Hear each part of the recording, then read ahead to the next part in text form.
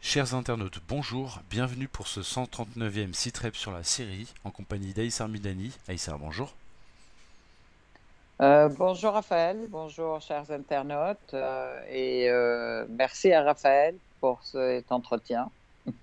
Merci à toi également pour ta régularité, ta fidélité.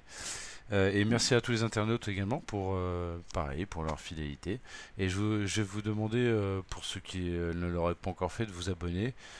C'est vrai que ça permet de recevoir les notifications, que ce soit sur YouTube ou que ce soit sur le site internet. Pour avoir le site Rep, effectivement, on a du mal à diffuser parce que là, comme vous connaissez, les outils Meta, ils nous interdisent de communiquer avec beaucoup de personnes. Voilà. Donc, voilà. Sans Merci. transition, merci à vous. Sans transition, on va parler d'un sujet autrement plus grave, le séisme qui a frappé la Syrie et la Turquie.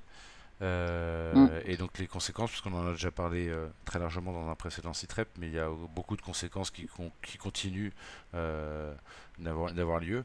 Et donc une des premières dont on souhaite parler avec Aïssar aujourd'hui, c'est le rapprochement entre la Syrie et la Turquie, puisque ça faisait plusieurs fois qu'on en parlait. C'était quelque chose d'assez Mm. presque surprenant compte tenu de la position d'Erdogan et de la Turquie depuis le début du conflit en Syrie. Mm. Donc voilà, ma question c'est ce rapprochement va-t-il continuer entre la Syrie et la Turquie à l'aune de ce terrible séisme? Alors, effectivement, c'est une catastrophe, une grande catastrophe en fait, ce séisme qui a touché les deux pays, qui a touché à la fois la Turquie et la Syrie. Les victimes du séisme montent aujourd'hui à 50 000 personnes dans les deux pays, 5 000, 20 en Syrie et tout le reste, c'est en Turquie. On peut penser effectivement que les malheurs rapprochent. Ce sont deux pays voisins. Jusqu'à présent, la Turquie était plus effectivement une tête de pont de l'agression contre la Syrie. Les derniers temps, on parlait avant le séisme déjà, il y avait des rencontres entre les ministres de l'Intérieur et les responsables des services syriens, turcs et russes, en fait, des réunions qui se sont succédées dans l'esprit de pouvoir améliorer les relations, puisque l'objectif, c'est avoir la stabilité de la région, qui est un bienfait pour tous les peuples de la région. C'est un besoin aujourd'hui d'avoir une stabilité dans la région et puis une relance de l'économie Et, et et la reconstruction. oui, et les deux voisins géants que sont la Russie et l'Iran étaient moteurs justement pour ce rapprochement, parce qu'ils y avaient intérêt, les riverains de la mer Noire avaient intérêt à ce que voilà, la Syrie et la Turquie ne soient pas en conflit. Tout à fait. Alors, à la dernière réunion, effectivement, l'Iran s'est joint officiellement à ces discussions, à ces pourparlers, disons-nous. Et l'Iran a fait, le ministre des Affaires étrangères iranien, Abdollahian, a fait plusieurs déclarations disant que nous soutenons et nous encourageons le rapprochement entre les deux pays, puisqu'il y a eu des voix qui se sont élevées en disant ah ben l'Iran il était écarté, puisque rappelez-vous il y avait quand même les discussions d'Astana, les accords d'Astana auxquels participaient la Russie, l'Iran et la Turquie. Bon, c'est peut-être une continuité sous une autre forme, mais là, avec la présence officielle de la Syrie et des pourparlers directs, des discussions directes. Mhm. Donc, la question se pose, effectivement, est-ce que ça va continuer dans ce sens? Est-ce que en fait là dans ce sens on peut noter quand même des gestes, des faits qui militent dans ce sens et des faits qui militent dans l'autre sens. Les faits qui militent dans ce sens, c'est que Le président du parti de l'opposition, Kılıçdaroğlu, il a adressé récemment donc une lettre de condoléances au président syrien concernant donc les victimes du séisme et surtout insistant sur le fait qu'ils sont quand même tout à fait partants pour la stabilité et surtout pour une entraide des deux peuples euh, pour la reconstruction. Après ce grand drame, il faut dire quand même, c'est un grand drame aussi bien en Turquie qu'en Syrie. Ça, c'est un point important. Le point qui milite dans l'autre sens, ce sont les pressions américaines, peut-être contre la Turquie, qui vont dans le sens d'un non-rapprochement, puisque les États-Unis n'arrêtent pas, et l'Europe d'ailleurs, disons-le, n'arrêtent pas de mener une campagne toujours Fielleuse. contre la Syrie. Ah oui, non, mais contre le président Assad, contre le gouvernement syrien, et profitant même de ce grand drame humain, en fait, pour dire il ne faut pas que les aides participent à rendre Alors justement, ça allait être ma question, Aïssa. le régime, ouais, Tu, le tu, tu, régime tu, d'Assad. tu précèdes ma question. J'allais te demander alors Pardon. qui est de qui justement entre la Syrie et la Turquie, qui est notamment puisqu'on parle beaucoup de la Syrie dans ces traips, qui est en Syrie, qui est de Mhm. qui? Est-ce que c'est sur des Mhm. critères humanitaires ou est-ce que c'est sur d'autres critères moins avouables, plus stratégiques? En fait, là, on parle même de l'aide humanitaire, c'est-à-dire que l'Europe et les États-Unis font pression non seulement sur les autres pays, mais ils font pression aussi sur les organisations humanistes, humanitaires, pour ne pas donner de l'aide à la Syrie en disant il ne faut pas que l'aide profite au régime Assad, il ne faut pas que l'aide puisse briser l'isolement du régime Assad, etc. Et en plus, en agitant des faux problèmes, pas des faux problèmes, mais des mensonges du style le président Assad empêche l'entrée des aides humanitaires à toute la Syrie, et donc qu'il faut arrêter, qu'il faut pas continuer donc les, les rapports avec la Syrie, etc., etc. Et c'est de Et donc, l'hypocrisie, si tu en me fait, permets, Aïssa, c'est d'une hypocrisie sans nom, sachant que les États-Unis maintiennent un embargo cynique et mortifère envers la Syrie, et que cet embargo, ben, justement, il frappe non pas Bachar al-Assad, qui, sans vivre comme un pacha, ne doit manquer de rien, si j'imagine. Il non, frappe c'est pas vraiment. vrai, mais bon, C'est le, il fait enfin, ce comme que je, tout le monde, il fait comme mais tout le monde. Mais ce ouais, que je veux dire, c'est que c'est vraiment le peuple ouais. et ceux Mm. qui en ont le moins, les classes moyennes, mais surtout les classes les plus populaires, qui souffrent le plus des sanctions et du manque d'électricité, du manque de nourriture, du manque de tout en fait, Surtout, alors de là, médicaments. je voudrais effectivement pas poser cette question, mais en fait, donner la réflexion et à la réflexion toutes les conséquences en fait de cet embargo. D'abord, déjà pour le sauvetage des personnes sous les décombres, nombreuses personnes ont dû dépérir sous les décombres parce que en Syrie, il n'y avait plus de machines mécaniques pour la construction. Donc, il n'y a plus de grues, il n'y a plus de possibilité de soulever les grandes gravats, les grands décombres des bâtiments, puisque la guerre terroriste pendant 12 ans a détruit la plupart de la machinerie du pays, d'une part, plus la plupart aussi des véhicules de santé, la plupart des nombreux hôpitaux ont été détruits. les appareillages dans les hôpitaux sont interdits aussi de renouvellement et même de maintenance et même encore de pièces détachées. Donc tout ça, quand même, il faut dire que la guerre a commencé contre la Syrie depuis 2010, 2011 et qu'on est en 2023.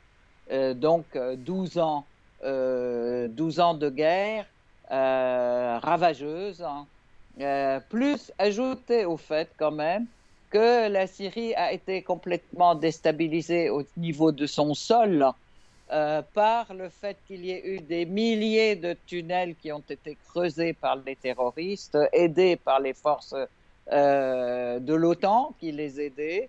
Notamment, je vous rappelle quand même le procès Schlumberger qui avait aidé aussi les terroristes en leur fournissant des outils, des machines pour creuser des galeries dans le sous-sol.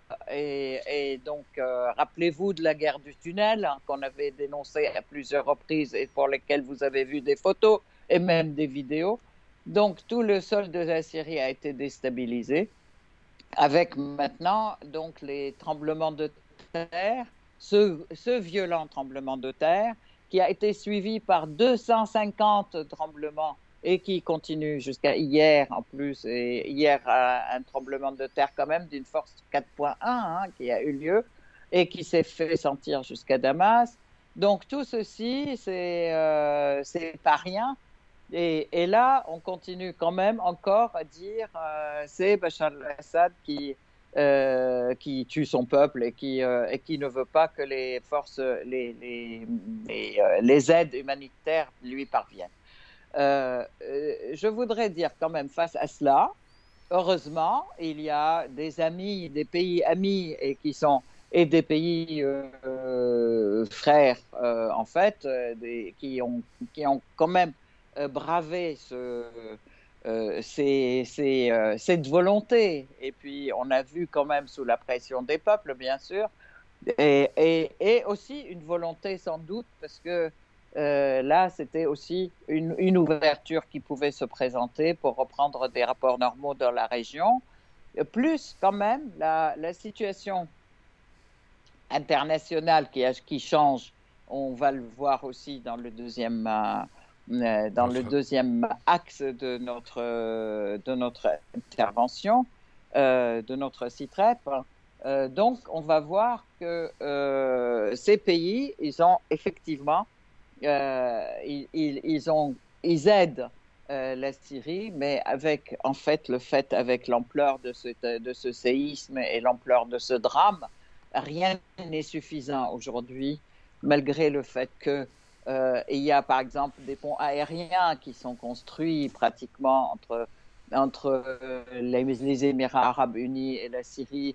Il y a eu presque 90 avions qui sont arrivés. Il y a aujourd'hui même, il y a un deuxième bateau égyptien qui est arrivé donc au port de Latakia. Il y a des aides qui nous viennent même de pays amis, comme ajouter bien sûr tous les pays arabes sauf le Koweït et le Maroc et le Qatar. Donc, c'est les trois qui ont encore des difficultés à renouer avec la Syrie sous des pressions diverses. Bon, ça d'une part, et puis d'autre part, c'est tout bien sûr. N'oublions pas les pays européens qui sont les grands absents. Malgré ce fait, quand même, il y a eu deux avions italiens qui sont arrivés à Beyrouth. Et hier, il y avait un avion norvégien qui est arrivé aussi par la Croix-Rouge de Norvège, hein, qui est arrivé en Syrie aussi avec les aides. Donc, alors ces pays européens de l'OTAN, etc., qui se targuent de défendre les droits de l'homme, hein, là, ce sont les droits de l'homme les plus élémentaires et ils les refusent. Alors, qui petit point est qui encore, Pardon. hein? Vas-y. Pardon? Je disais qui est, donc tu as commencé tu as répondu assez largement à la question sur les critères. C'est hmm, effectivement malheureusement largement sur des critères géopolitiques pour les pays européens. Et oui, alors qu'au ouais. contraire, au sein des pays arabes, c'est plutôt l'inverse, c'est-à-dire bah, des C'est réflexes humains l'aspect humain qui a primé, qui a primé, effectivement. tout à fait. Oui, Alors, tout à fait. Alors, je voudrais quand même mhm, rajouter une petite phrase quand même sur le fait que la position américaine, qui, sous la pression des peuples, ou peut-être pour garder la face, ils ont dit avoir assoupli les sanctions, entre beaucoup de guillemets, parce que ce ne sont pas des sanctions de mesures, ce sont des mesures unilatérales d'embargo, pures et simples, arbitraire en plus. Bon, ils n'ont rien assoupli du tout parce que ils ont prétendu avoir assoupli, mais là, essayer d'envoyer de l'argent par une banque en Syrie, c'est tout de suite bloqué et c'est interdit. Donc, tout ça, c'est une opération médiatique plutôt que réelle. Donc, mhm. nous, on demande effectivement au niveau des faits, qu'est-ce que ça représente, mais c'est pareil aussi pour les pays européens, ça d'une part. Mais d'autre part, ça ne les a pas empêchés de réanimer Daesh Alors justement, qui j'allais en a parler. attaqué la population. Il y a une Il y a réactivation de eu Daesh dans le secteur de Palmyre. absolument qui a réactivé Daesh dans le désert syrien, profitant justement de ce séisme et du fait que, de toute façon, l'armée a été mobilisée pour les secours des personnes et pas du tout, en fait, bon, bah, donc ils en ont profité effectivement pour attaquer les 53 personnes qui sont des habitants des villages qui allaient chercher des truffes au sein dans les terres du désert. Ils ont été 53 personnes tuées avec une balle dans la tête par Daesh.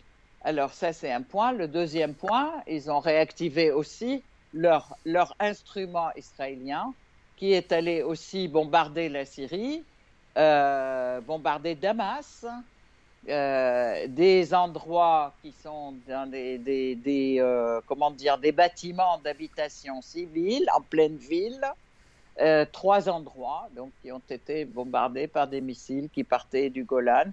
Et il y en avait beaucoup plus, mais les défenses aériennes de l'État, de l'armée arabe syrienne ont intercepté beaucoup d'entre elles. Et ceux-là, ils sont tombés effectivement. Donc, il y a eu aussi des morts et des blessés et des bâtiments qui ont été, comment dire, endommagés, largement endommagés, au sein même de Damas, alors qu'ils ont échappé, je dirais, Un au tremblement de terre. tremblement de terre. Mhm. Donc, voilà, c'est ça l'humanisme de l'OTAN, des pays occidentaux dont ils se gargarisent sans arrêt. Alors, on va parler maintenant d'Israël et de la Palestine, justement parce que tu viens de faire une transition triste, Oui. une triste transition, puisque Israël a bombardé Damas, tu viens de le mentionner encore une fois. Mhm, mhm. Tout à Et en fait. En Palestine, même temps, les massacres continuent. Alors cette fois-ci, c'est pas à Jénine, c'est à Naplouse. mm. Et donc, est-ce que tu peux nous en parler à la fois de ce massacre et des réactions à la fois palestiniennes et israéliennes? Alors, il faut savoir que depuis l'arrivée de Netanyahou et la formation de ce gouvernement d'extrême droite fasciste, hein, en fait, hein, il y a eu une escalade très importante contre les civils, contre l'ensemble du peuple palestinien. Aussi bien d'ailleurs dans les prisons que dans les villes, à Al-Quds et à Jenin, à Naplouse, à Ariha, à Al-Khalil, etc.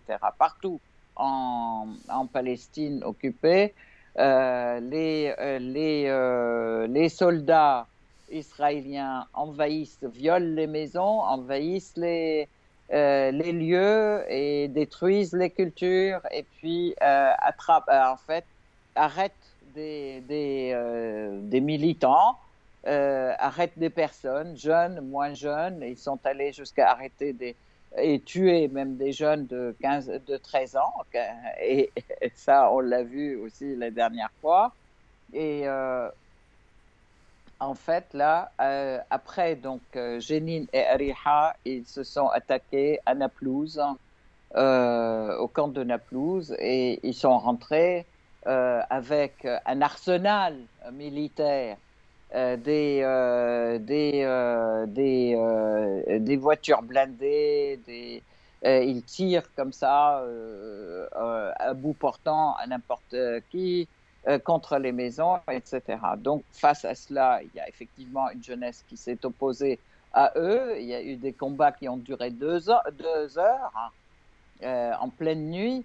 Donc, dit 11 morts et 11 martyrs et 102 blessés en 2 heures. Donc, c'est un véritable massacre, en fait, hein, mené par les Israéliens. Bien sûr, d'abord, il y a eu donc quel est leur objectif déjà? L'objectif, essayer d'arrêter la montée de la lutte des Palestiniens, chose qui est absolument impossible puisque les Palestiniens affichent et affirment leur détermination à se libérer et à libérer la Palestine, donc à continuer jusqu'à la libération, ça d'une part. Et puis d'autre part, bon, ben là, l'ensemble des factions palestiniennes, bien sûr, soutiennent les jeunes. Il faut savoir que ces jeunes, ils ne font partie d'aucune organisation, ou certains, c'est le Arin al-Ussoud, c'est en fait la fosse au lion, en fait, hein. Et puis qui sont de plusieurs, ce sont des organisations de jeunesse de plusieurs organisations palestiniennes qui sont là, qui sont déterminés à continuer, d'une part, et puis d'autre part, donc après les résistants, les différentes organisations palestiniennes ont décidé de riposter. En fait, il y a eu déjà des ripostes des masses de Palestiniens à la fois dans les rues, des grosses manifestations, une grève générale, dans toutes les villes de la Palestine occupée, dans toutes les villes, il y a eu des millions de personnes dans les rues. Ça d'une part. D'autre part, même les détenus aujourd'hui, hier déjà, ils ont commencé aussi une bagarre et une grève de la faim parce que les Israéliens, ils s'attaquent non seulement aux civils dans la nuit alors qu'ils dorment, mais aussi comme ils sont très courageux. Ils s'attaquent aux détenus, alors complètement isolés dans leur prison, et ils les privent là. Il y a eu une loi ou un projet de loi qui a été voté au Knesset qui voulait leur enlever toute nationalité, le droit de séjour en Palestine, alors qu'ils sont les habitants de Palestine et que ce sont les colons qui arrivent de partout, qu'ils ils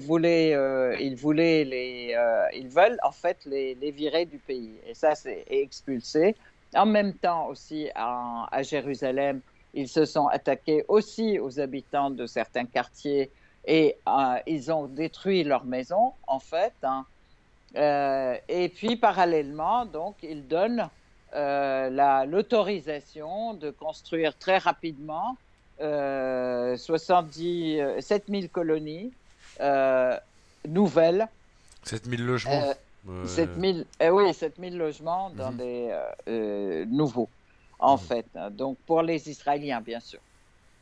Donc, tout ceci vous montre quand même que la situation est très explosive, hein, entre Palestiniens et Israéliens, alors que aussi elle était très explosive entre Israéliens et Israéliens lors de l'arrivée de Netanyahou au pouvoir et de ce gouvernement qui voulait faire une réforme des forces juridiques, du pouvoir judiciaire dans le pays, et en fait, qui est contesté complètement par une grande partie de la population, qui faisait d'ailleurs, il y avait des manifestations de l'ordre de 20 à 30 000 personnes, voire plus, dans toutes les villes aussi des Israéliens, donc là, dans la plupart des villes israéliennes. Mais Voilà. grosse contestation, mais le projet de réforme continue. Et effectivement, la politique d'extrême droite plus largement continue.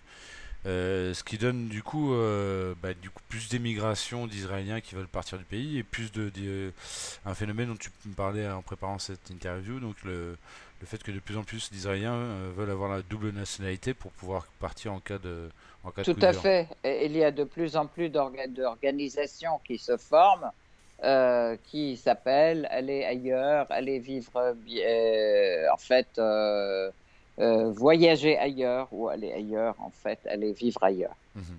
Donc ça, c'est un point très important.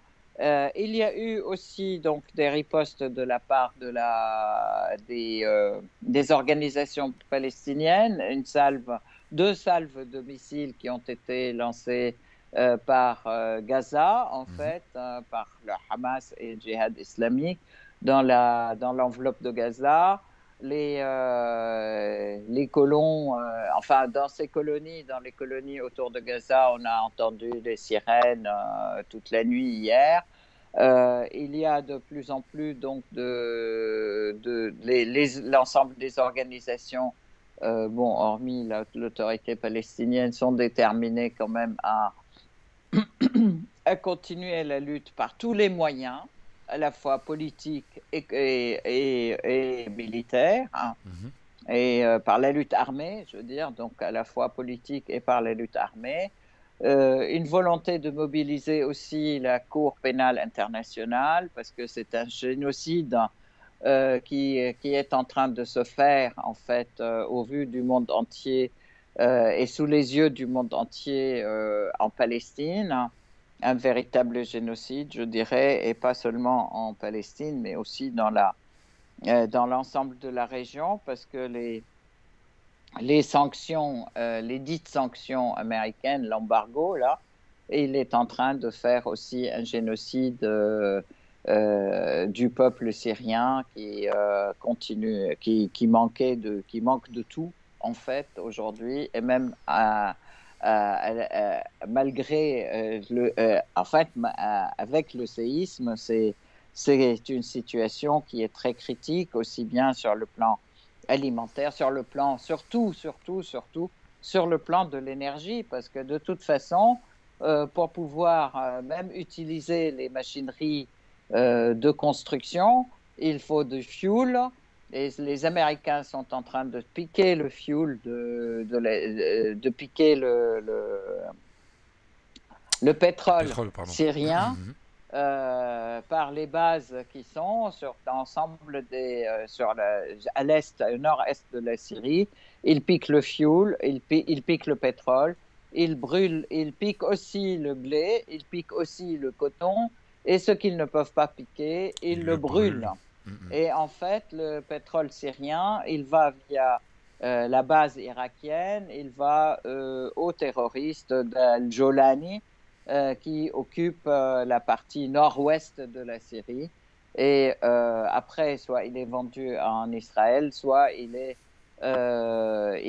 vendu ailleurs, mais ça leur fait aussi de l'argent pour soutenir leur action terroriste contre la Syrie. Mhm. Alors là aussi, on voit que c'est une politique qui se tient aussi bien les États-Unis que leur allié Israël, qui n'est pas qu'un allié, c'est une création, c'est la création occidentale, à quel point il constitue comment dire, une agression permanente contre les peuples de la région, que ce soit en Syrie, en Irak, en Mhm. Ouais. et dans tous les autres pays arabes, en fait, dans toute la région. Mhm. Voilà. On va parler maintenant des 1 an du conflit de l'intervention armée russe en Ukraine, Tout. puisque l'Ukraine souffre de la guerre depuis 2014, hein, on rappelle, et la Russie est également maintenant engagée dans un conflit depuis 1 an. Mhm. Donc, ben, en premier lieu, c'est le peuple ukrainien qui souffre, mais même le peuple russe maintenant souffre aussi de cette guerre. Voilà. Est-ce que tu peux nous rappeler un petit peu les aboutissants? Je vais rappeler rapidement quelques dates, hein, que tu vas commenter. D'abord, bah, il y a eu le début de l'intervention armée qui a commencé par la déclaration télévisée de Poutine la veille de l'invasion militaire. Donc c'était une déclaration d'indépendance, de la reconnaissance plutôt de l'indépendance des républiques de Donetsk et de Lugansk, Mhm. dans l'est de l'Ukraine. Et puis le 24 février de 2022, l'entrée des troupes russes sur le sol ukrainien. Mhm. Voilà. Je voudrais d'abord, en fait, revenir un petit peu à l'axe qu'on traitait avant, et je pense que c'est important aussi pour la suite. C'est que c'est une information en fait concernant Israël qui a tenté d'assister au sommet des pays de l'Union africaine et qui a été chassé, vraiment chassé de cette union parce qu'ils avaient pris des cartes d'identité, comment dire, qui n'étaient pas les leurs et des fausses. Et ils n'étaient pas invités et ils ont tenté de se faufiler et d'y assister avec des cartes fausses et avec des identités fausses. Donc, ils ont été découverts et ils ont été chassés comme des malpropres, justement, de la région. Et pour moi, c'est important de voir aussi cet allié des États-Unis, qui est Israël, comment peu à peu tous les peuples découvrent de plus en plus ces dimensions et ces horreurs, je dirais. Donc, ils les rejettent aussi, ils les rejettent de leur union, de leur présence, quoi, de leur congrès. Mhm. Voilà, parce qu'ils voulaient assister en tant que membre auditeur, quoi. Mais c'est la question, et le président de la séance a bien dit, de toute façon, nous avions remis la question d'examiner la présence des Israéliens comme auditeurs libres, en fait, dans ces séances. Nous l'avons remis à un autre moment et ils ne seront pas là. Ils n'ont pas le droit de se présenter alors que la question n'a pas été traitée. Et ce n'est pas aujourd'hui qu'elle le sort.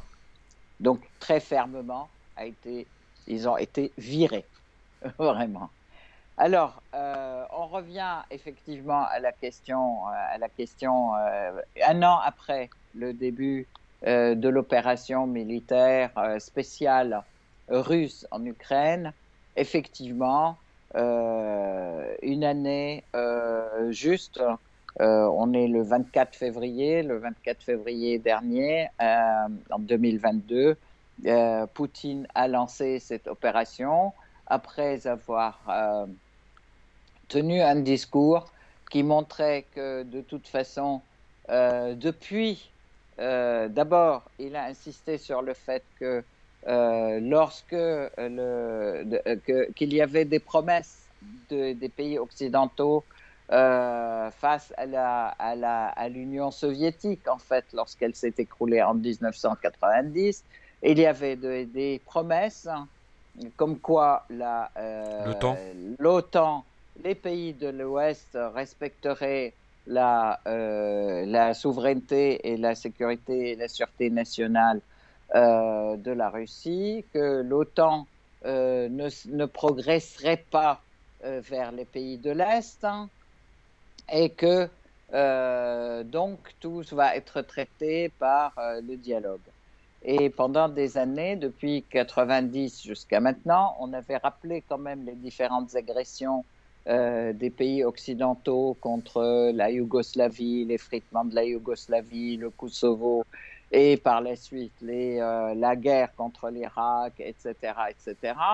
Donc, on en arrive à une situation où aujourd'hui, la Russie, enfin en 2022, la Russie se trouvait pratiquement encerclée par des pays qui ont rejoint l'Union européenne. Tous les pays de l'Europe de l'Est qui étaient de l'Europe de l'Est ont rejoint l'Union européenne, deviennent notamment la Pologne et l'Ukraine deviennent pratiquement des bases de présence importante américaine, même s'il n'y a pas de base américaine à proprement dite, mais il y avait des bases américaines qui ont prospéré dans les différents pays de l'Europe de l'Est, hein, et notamment même les républiques baltiques, hein, qui sont vraiment dans je dirais, dans le giron pratiquement de l'espace de la Russie. Donc là, effectivement, la Russie a lancé cette opération militaire spéciale après avoir été alerté par le fait que les Américains allaient lancer ou allaient mettre des bases en Ukraine. Il y avait une offensive qui se Cette, préparait apparemment contre le Donetsk contre et, la Russie, contre Donetsk et Lugansk, en tout cas. Lugansk. Alors oui, Une c'est offensive ça, il faut ukrainienne rappeler aidée quand par même. l'OTAN. Et D'accord. un Il des faudra. objectifs clairement affichés par Poutine, si je me trompe, tu me corriges, c'était de protéger donc justement les russophones qui habitaient en Ukraine dans ces républiques de Donetsk et de Lugansk. Tout à fait, de protéger les ressortissants russes en Ukraine, leur permettre de mener une vie normale. Et il faut savoir qu'ils sont attaqués par des hordes nazies depuis 2014. Ils ont interdit de pratiquer leur religion, de pratiquer leur langue, d'aller aux écoles, etc. Et ça, Leur on religion, je sais a pas, mais oui, pour assisté le reste, tu as aussi. raison. Ouais, Et du coup, quelque chose qu'il faut préciser, c'est que donc l'objectif affiché, c'est de protéger les russophones ukrainiens. Pardon, je vais faire une coupe parce que je voulais dire quelque chose et ça m'est sorti de la tête. mm. Mais ils ont été agressés par les bandes Azov. Ah oui, voilà, ça y est, ça me revient. Et du coup, il y a quelque chose qu'il faut préciser, c'est que, et il l'a dit d'ailleurs dans son discours, c'est les accords de Minsk et de Minsk 2, où la Russie pendant des années a essayé de résoudre ce problème diplomatiquement et a fait Mm. face à une duplicité non seulement de l'Ukraine, mais également, là je parle du gouvernement ukrainien, hein, De mais l'Union également européenne. de la France et de l'Allemagne, qui étaient normalement les deux garants côté Tout ukrainien. à fait. Et Tout bien à sûr de fait. leurs parrains américains. Quand on parle de la France et de Mm. l'Allemagne, il faut pas oublier qu'ils sont pas libres. Tout à fait. Les accords de Minsk, effectivement, Madame Merkel a bien dit ouvertement que de toute façon, nous avions signé les accords de Minsk pour donner le temps à Zelensky de pouvoir s'équiper pour mener la guerre contre la Russie. Elle l'a dit ouvertement et ça a été aussi approuvé par Macron, en fait. Donc voilà, ça montre quand même que c'était pas seulement une duplicité, mais une mauvaise foi, un mensonge total, parce qu'ils signent des accords, mais en fait, ils ne les respectent pas et ils ne voulaient pas les respecter. Alors si on Dans parle l'idée de ne pas vouloir les respecter. Mhm. Alors, on revient un petit peu à ce Au qui a été déroulement, réalisé. Moi, voilà. je voudrais Il y a eu la prise dire de Mariupol. effectivement c'est effectivement déjà en février dernier, donc Poutine a bien signé le décret de reconnaissance de l'indépendance de Donetsk et de Lugansk. Le 24-2, il y a eu donc le lancement de cette opération militaire spéciale. Kherson, Mariupol ont été libérés en mai. Et donc aussi le grand référendum qui a eu lieu à Lugansk, Donetsk et Zaporijjia, Kherson, où la population a voulu rejoindre la Russie, Donc ça a été fait. Par la suite, donc ça a été consacré par un accord où ils ont effectivement rejoint la Russie, la République russe, l'Union russe. Donc ils ont et c'est là que Poutine a déclaré qu'ils font partie intégrante du territoire russe en fait, et que les défendre, revenait à défendre la Russie. Et en fait, donc, il y a eu par la suite la libération des deux zones stratégiques, à Zaporozhye et Donetsk. Après, tout ceci, malgré les aides américaines et européennes qui pleuvent sur l'Ukraine, qui d'ailleurs, eux, ils se targuent d'avoir d'avoir accordé 151 milliards de dollars à l'Ukraine, sans que cela puisse se voir sur le terrain par la moindre victoire. Bon, si, il y a eu quand même des avancées, des reculs, hein, comme dans toutes les guerres, hein. Et la Russie continue donc pour l'instant. Alors on peut noter quand même Point important, on peut oui. noter quand même au niveau du comportement occidental, c'était presque, on dirait, des éléments de langage précalculés. En fait, il y a eu une montée graduelle dans l'aide apportée à l'Ukraine qui a été presque, je dirais, uniforme au sein de que ce soit les États-Unis, la France, l'Allemagne, l'Angleterre, etc. Une montée graduelle en disant non mais au début on ne donne pas d'armes, non mais après, non mais au début on ne donne que des munitions, non mais au début on ne donne que ça. Et ça a été graduel, mois après mois, et vraiment ça a été progressif, et ça a été à chaque fois la même musique. Non mais on ne donne pas de chars, on ne donne que des canons. Alors là, on donne des chars. Ah, mais on donne des chars, mais on donne pas des avions. Donc la prochaine fois, on sait que ah, mais on donne des avions, mais on donne pas des bombes nucléaires ou des porte-avions. Je ne sais quoi. C'est à chaque fois la même petite musique, mais c'est uniforme Exactement. et on dirait que ça fait partie d'un plan précalculé. Enfin, c'est l'impression que ça donne. Exactement. Alors tout ceci s'accompagne alors aussi de campagnes médiatiques de diabolisation, en même temps qu'une campagne de mensonges, même sur les faits du terrain, pour lesquels d'ailleurs la liberté d'expression européenne a voulu qu'on ferme Russia Today, les chaînes de Russie, les chaînes de télévision russes, et en même temps s'accompagnant de séries de ce qu'on appelle des sanctions, mais en fait qui sont aussi séries de mesures économiques d'embargo sur la Russie, sur les produits russes, y compris sur les chanteurs russes, sur les équipes russes sportives, surtout dans tous les domaines. Oui, c'était open Donc, bar, c'est ce qu'on avait vu un peu pour la Syrie.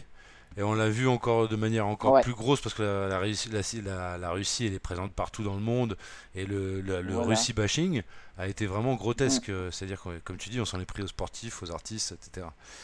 Voilà. Et c'est, oui, c'est grotesque, C'est tu as grotesque. raison de le dire. Et C'est vraiment, en inhumain, bien même sûr. temps, C'est les personnes concernées, c'est inhumain, voilà. c'est injuste, mais. Et un refus de tous les visas pour les Russes, d'ailleurs. Aucun visa pour que les Russes puissent venir visiter ou se balader.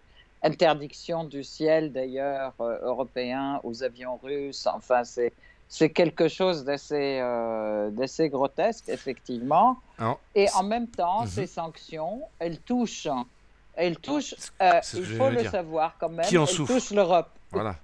Voilà, qui en souffre plus. Alors, bon, là, il faut savoir, la France, par exemple, elle avait du gaz et du pétrole russe à bon prix, ce qui avait permis d'ailleurs à l'industrie en Allemagne et en France, en fait, de prospérer, de progresser. Ben là, effectivement, il y a la même énergie qui est produite que maintenant ils vont acheter ailleurs. si je peux dire, le gaz et le pétrole, il leur coûte 5 fois plus cher. Ce qui fait qu'il y a un mouvement important quand même de l'industrie européenne vers des pays où on peut produire moins cher et donc une désindustrialisation d'une part de l'Europe, ça c'est un côté, C'est de un l'autre bouleversement côté une énergétique. augmentation du chômage. Ouais, oui. Oui, de l'autre côté une augmentation du chômage parce que dire moi qu'il y a moins d'industries, bon les industries elles vont ailleurs donc elles ferment leurs usines ici et elles vont ailleurs dans d'autres pays donc ça fait autant de chômeurs. Et troisièmement, le particulier, le citoyen européen va payer tout ça beaucoup plus cher. Donc la vie devient plus chère et on voit déjà qu'il y a une augmentation du coût de la vie de presque 7, 8, 9, 10%. Ça dépend des pays dans l'Europe qui sont plus ou moins touchés. Et d'un autre côté, la vie devient beaucoup plus difficile et on continue d'ailleurs à fournir les armes à l'Ukraine. Là aussi, les Européens disent que comment dire, stocks militaires sont presque vidés par tout ce qu'ils ont donné à l'Ukraine, d'une part, et puis d'autre part, que l'Ukraine Excuse-moi de te couper, Aïssa, dépense. parce que c'est important ce que tu dis.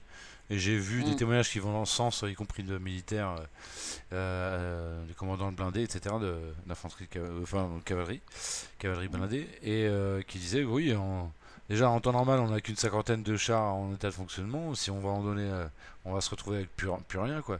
On est des canons Kaosar, on n'en a plus. Quand on dit les stocks mm, d'armes, c'est pas uniquement des mitraillettes ou des munitions, c'est vraiment de l'armement lourd où on se retrouve, excusez-moi l'expression, on se retrouve presque à poil, quoi. Déjà qu'on n'était pas très bien mm, lotis avant. mm. Pardon. Oui, tout à fait. C'est... Et puis, ils disent aussi que les Ukrainiens, comment dire, en Ukraine plutôt, les munitions qu'on envoie, elles sont épuisées plus vite qu'on puisse produire Oui, que ce que nos usines puissent produire. il faut Donc là souligner, aussi, Aïssa, en plus ouais. que dans tout ce qu'on donne, que ce soit munitions, armes, etc., il y en a une partie non négligeable qui se retrouve au marché noir. On parle d'au moins Mm, 50%, les mm, évaluations.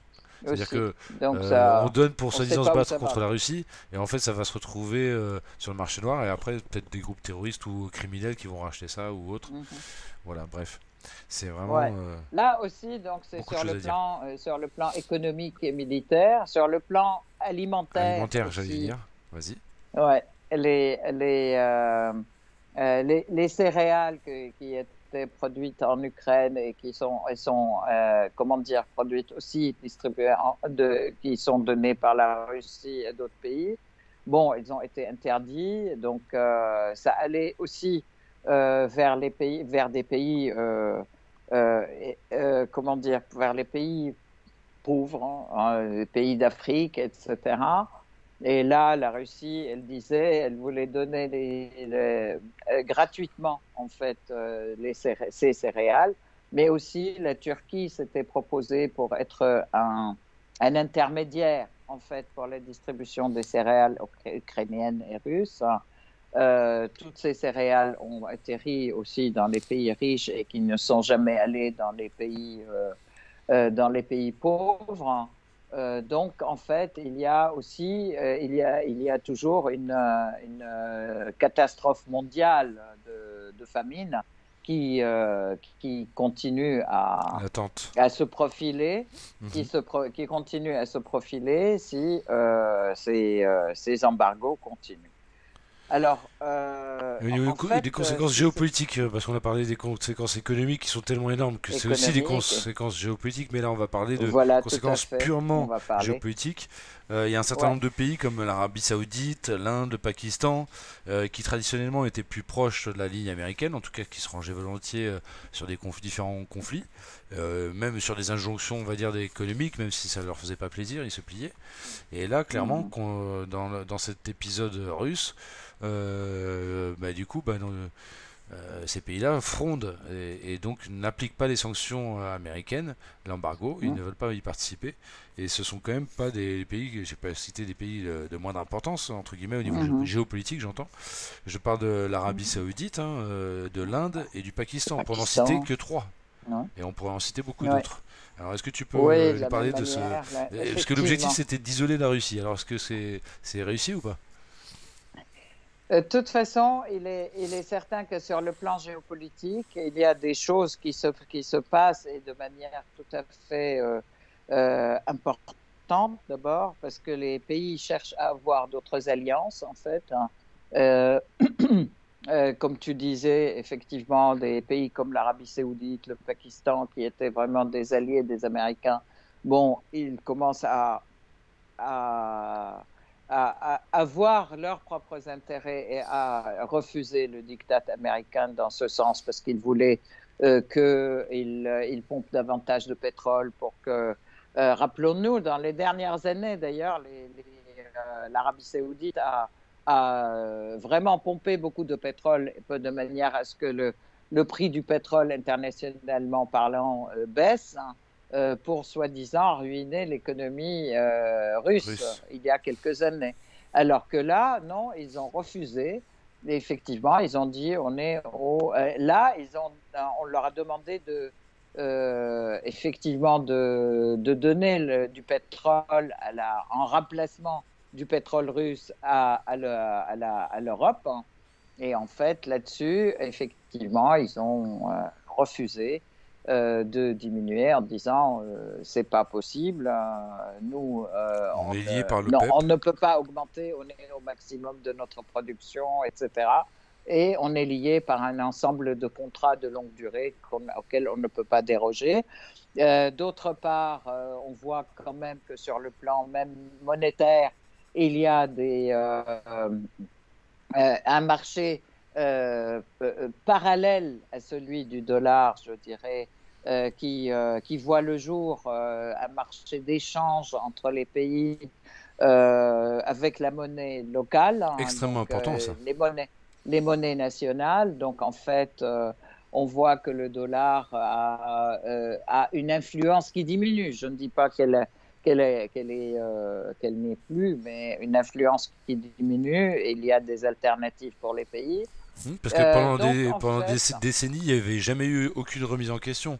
Et pour la première fois, des ventes de pétrole se font à l'international, et pas que de pétrole, mais notamment en pétrole, dans des devises autres que le dollar. C'est un séisme. voilà, On peut en parler. Enfin, un séisme, excuse-moi, des échanges l'expression internationaux. était Oui, malheureuse. oui, Pardon. oui. Dans les échanges internationaux, oui, c'est un séisme, Géopolitique, effectivement, je veux sur dire. le plan économique, Sur le oui, plan. c'est sûr.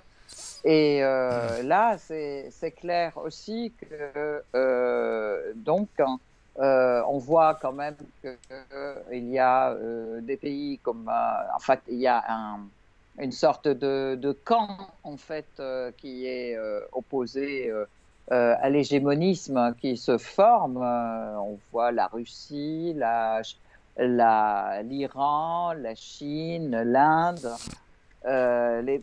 pas nécessairement opposés, mais en fait qui cherchent d'autres types de relations et surtout des relations de respect entre les pays et de respect de la souveraineté de chacun des pays. Multipolaire, comme on dit. Et alors justement, Voilà. la Chine, on va clore ce site rep en parlant de plus spécifiquement de la Chine, parce que c'est vraiment un pays dont dépend, je pense, l'avenir de l'humanité d'une certaine manière. Le positionnement de la Chine va influer forcément sur le destin de l'humanité.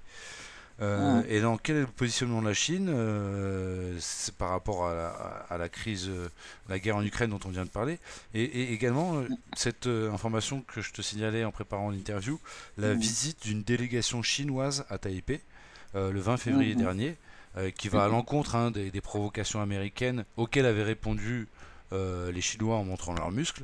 Voilà. Qu'est-ce que tu peux nous dire du positionnement chinois?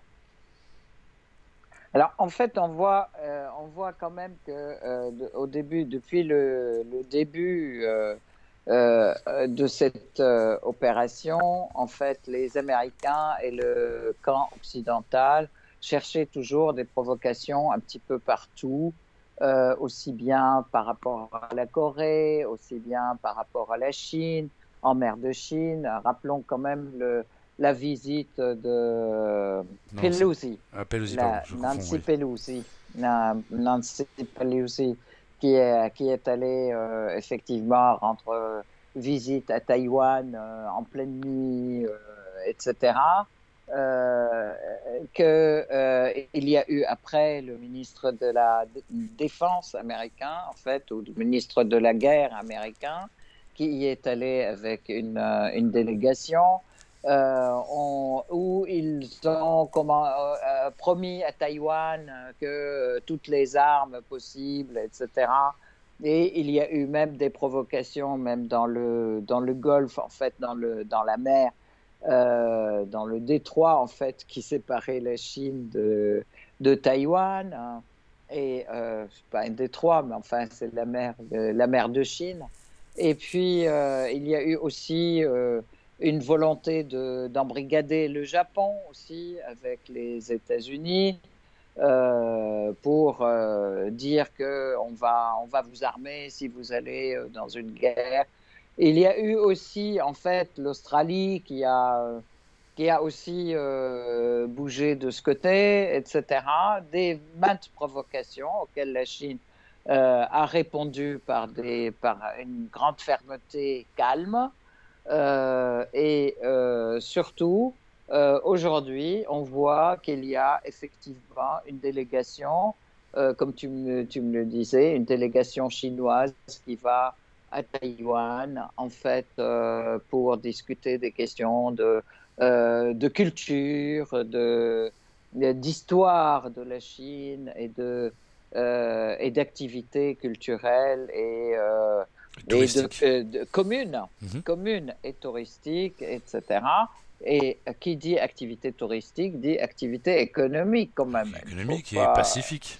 Il faut passer et pacifique, etc. Donc, on voit que face à cela, la Chine, qui est quand même aujourd'hui le deuxième pays du monde au niveau économique, et en passe de devenir aussi le premier, parce que même si la Chine a des difficultés avec cette guerre où l'augmentation de la progression, je dirais, économique la progression économique a diminué de taux, on peut Mhm. dire, mais en fait, la Chine reste quand même un pays économique important qui a aussi de grandes relations avec les États-Unis d'une part, mais avec tous les pays du monde d'autre part. Tout à fait. Et qui a une relation, qui a Notamment, une activité diplomatique de plus en plus intense à l'ONU, il faut souligner, hein. absolument.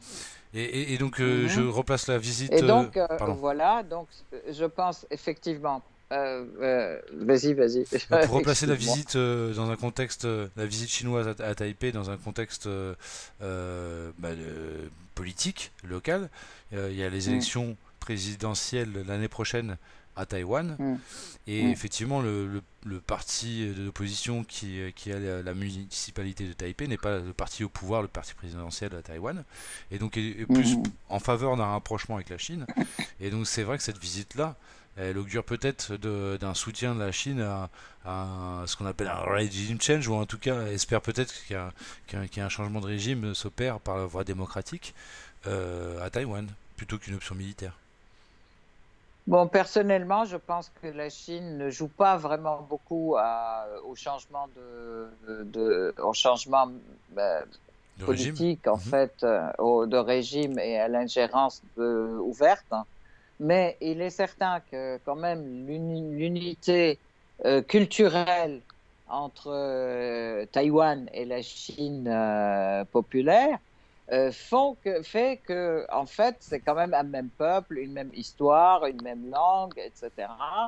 Et que, de fait, le peuple, hein, il va peut-être dans le sens d'une plus grande ouverture.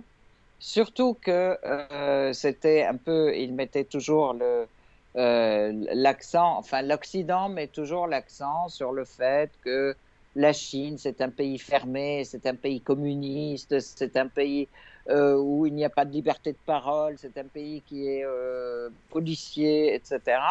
Bon, je pense qu'elle mise plus sur une ouverture qui fasse davantage connaître la réalité de la Chine et qui puisse effectivement attirer les gens différemment et ouvrir.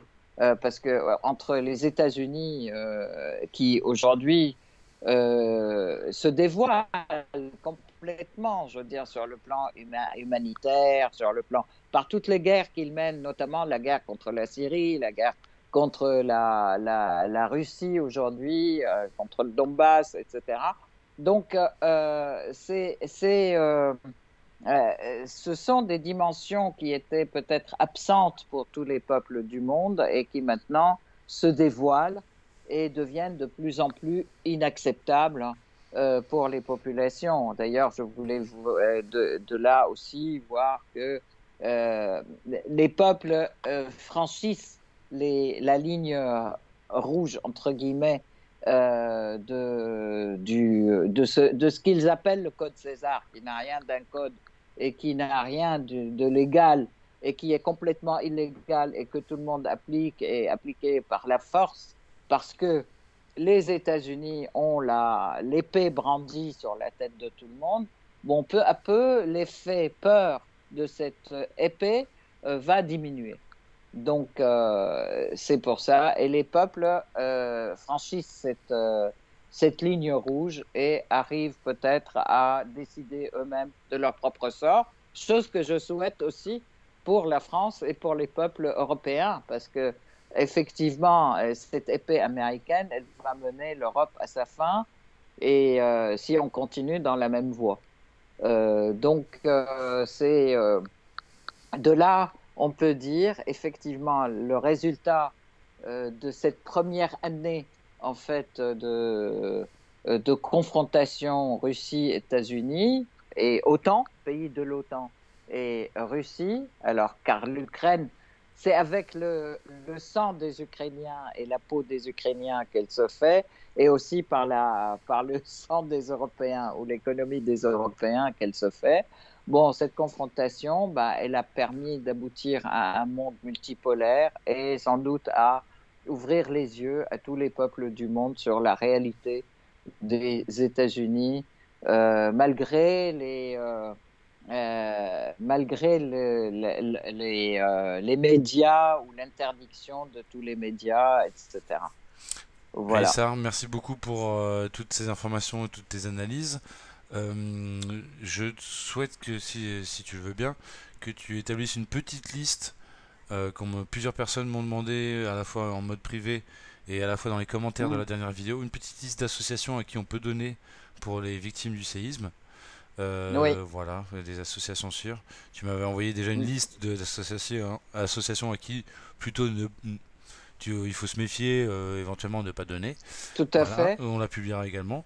Mais le plus important, c'est justement à qui est-ce qu'on peut donner en toute confiance. Donc, je te laisserai m'envoyer cette petite liste. Aujourd'hui, la question, trois ou cette quatre question, associations. elle reste posée parce que on a du mal. Jusqu'à maintenant, moi, les nouvelles que j'ai, c'est qu'il y a des grandes difficultés à envoyer de l'argent en Syrie. Donc, pour l'instant, on ne peut parce pas. Parce qu'il y a toujours malgré ce que disent les Américains sur l'assouplissement, et d'ailleurs qui ont été suivis par les Européens aussi, qui disent qu'il y a assouplissement de 6 mois là, l'Union européenne le fait. Et ben pour l'instant, je ne vois pas de solution à part le fait les gens qui y vont, etc. Mais d'accord. Eh bien, merci pour l'instant, je ne connais pas, mais effectivement, je le ferai. Aussitôt que c'est possible. Très bien. Merci beaucoup. Merci beaucoup. À bientôt. Merci. À bientôt. Au revoir.